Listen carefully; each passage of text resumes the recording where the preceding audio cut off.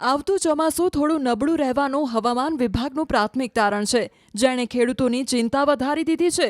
આપણે ત્યાં વૈજ્ઞાનિક માપદંડ ઉપરાંત પ્રાચીન વર્ષા વિજ્ઞાનના આધારે દેશી પદ્ધતિથી પણ ચોમાસાનો વર્તારો કાઢવામાં આવે છે. પશુ પક્ષીની ચેષ્ટા, આંબા પર આવેલા મોર, ફળ ફૂલ, અખાત્રીજના પવનને પણ અનુસરવામાં આવે છે.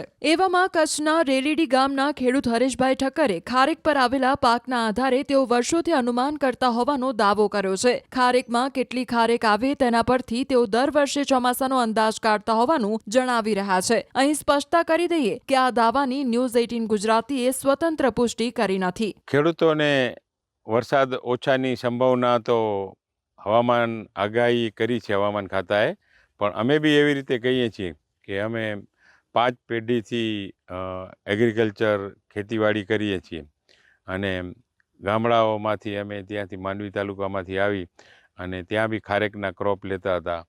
તો અમારા એમના પિતાજી બી એવું કહેતા હતા કે હિનવારે વરસાદ ઓછો પહોંચો ખારેક ઓછી આવી જાય. એટલે કચ્છીમાં કહે કે હિનવારે વરસાદ ઓછો પહોંચો ખારેક ઓછી આવી જાય. એટલે એ તો અમે જોતા આવીએ છીએ. જે વર્ષે ખારેકનો ક્રોપ વધારે સારું આવે, કે લૂમો વધારે આવે અને ફૂલ વધારે આવે, તો એ વર્ષે વરસાદ પૂરતો પડે છે કે આપણે કે જે જોઈએ ખેતીવાડીમાં એટલો પૂરતો વરસાદ પડી જાય છે.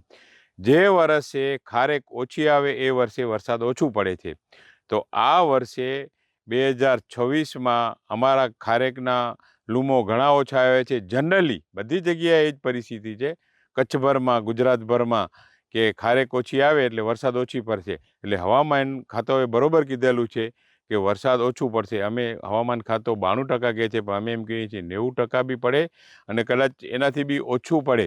અને આ વરસાદ ઓછું પડે તો ખેડૂતોને એવા ક્રોપ સિલેક્શન કરવાના કે ઓછા પાણીમાં, કે એરંડો છે, રામમોલ છે, કે જેની પાણીની જરૂરિયાત જે ક્રોપને ઓછી લાગે અને ત્યાં પાણીની સગવડતા, કે કપિતવાળા હોય તો એ પ્રમાણનો પાક લે, પિત્તવાળા હોય તો એની કારણે પાણીની સગવડ એ પ્રમાણે હોય તો એ પ્રમાણના ઓછા વરસાદના કારણે એવા ક્રોપ લેવાના છે આ વર્ષે કે આપણે પાણીની રિક્વાયરમેન્ટ ઓછી થાય અને આપણે વળતર જેટલી ખેડૂતને જોઈએ એટલી પૂરતી મળી જાય. અને આ વરસાદ જે છે, કમોસમી વરસાદ, અમે જે આ વેધર જોઈએ છીએ એના માટેથી એવું લાગી રહ્યું છે કે આ વરસાદ તો ભલે ઓછું પડશે એ તો બરોબર છે, પણ કમોસમી વરસાદો પડશે.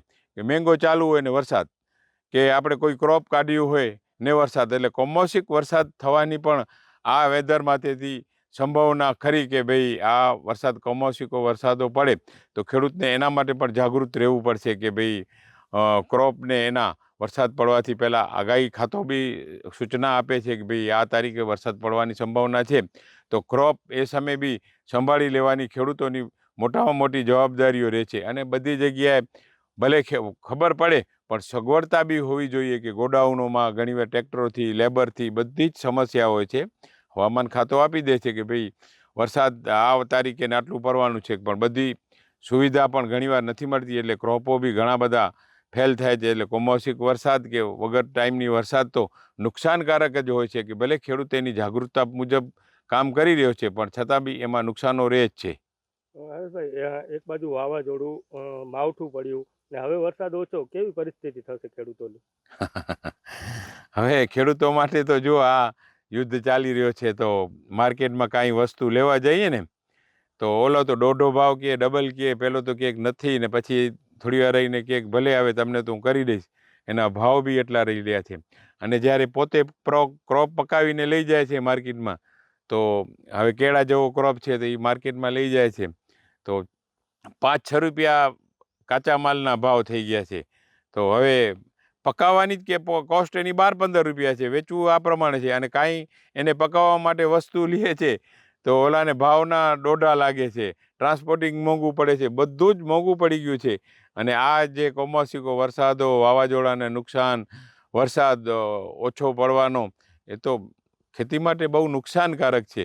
પણ સરકારનો સાથ છે એટલે ખેતી ચાલી રહી છે, નહીં તો આ ખેતી લોકો બંધ કરી નાખે.